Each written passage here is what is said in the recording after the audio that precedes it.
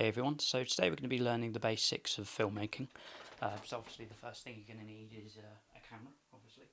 This tutorial is going to be mainly based on DSLR users, but you can use a phone if you want.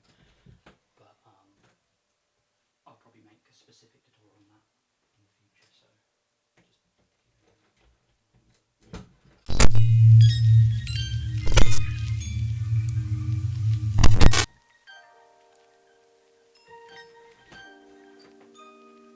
So it's mainly for phone users, it's mainly for DSLR users. So if you've got a phone, you haven't got a DSLR, you can still stick around if you want to, but because it's more for DSLR users, there's going to be sort of very little information on how to shoot with a phone. That's the thing. So I mean, you can use a DSLR if you want. I mean, you can use a phone if you want. Sorry, but yes, I mean, there's some stuff you can do with the DSLR. I mean, with the phone. Sorry, but because it's completely DSLR, it's best if you sort of get yourself a DSLR for. So yeah, to start off at the very basics, you will obviously need to make sure your lens is attached to your DSLR. Obviously if you're using a DSLR, usually there's a little red circle on both the lens and the camera body, just so you know where to put the lens when you're twisting it in. Obviously it will depend on what brand camera you're using, but for the Canon brand, that's pretty much how you sort of guide yourself in a sort of way you put it first before you twist it in. So with the tripod I'm using, you pretty much pull this clip towards you and take the plate out, and once that plate is off, you then screw it into the bottom of your DSLR and slide the plate back into the slot of on the tripod. So once you've got your camera on the tripod, you now want to adjust the settings to suit the environment you're filming in. Let's start with the exposure, also known as the f-stop. This is pretty much just how much light you're allowing through the aperture. So what you want to do is make sure that it's set to a reasonable level, where you can't see any white marks on anything, unless of course it's either a light or an object that's already white. Now is your shutter speed, your camera's shutter speed.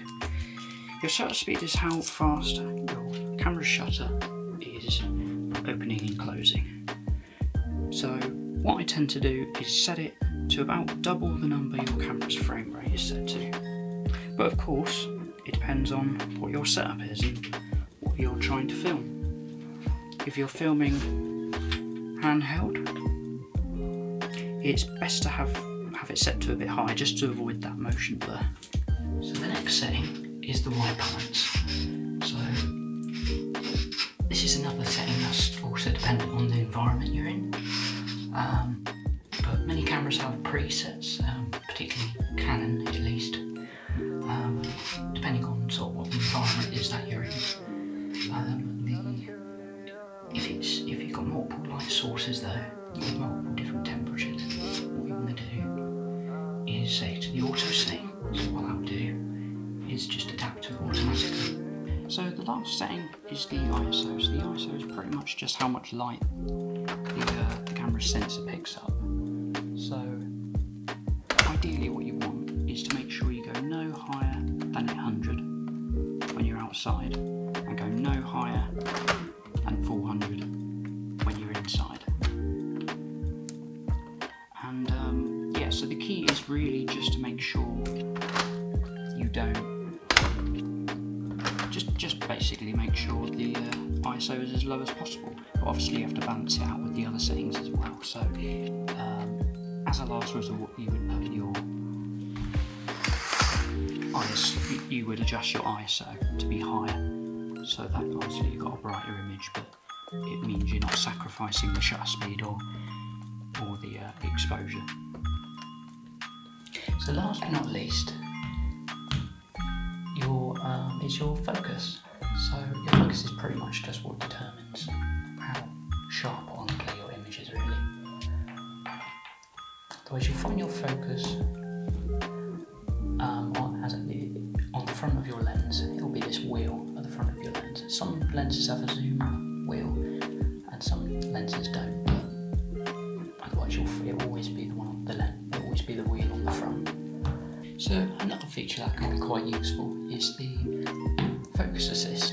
So what the focus assist allows you to do is when you're struggling to accurately focus on a subject, the focus assist will allow you to zoom in and have a look at that extra detail and just get it perfectly sharp. So this focus assist you'll find has a little magnifying glass button with a plus next to it, and it's the top button because the bottom button has a minus on it, so it'll be the top button. You'll just press that a couple of times and there you go. You can now focus a lot more accurately. So you have it. You set up a DSLR ready for filming. So yeah, if you enjoyed, like and comment, and maybe you're thinking about subscribing. I'm going to be doing these videos every week on a Saturday. So I hope to see you. Hope to see you next week. Cheers. Bye. Sorry about that. Just a work thing. Pretty much came out of nowhere. Absolutely mental, I know. So what was it that you wanted me to tell you about?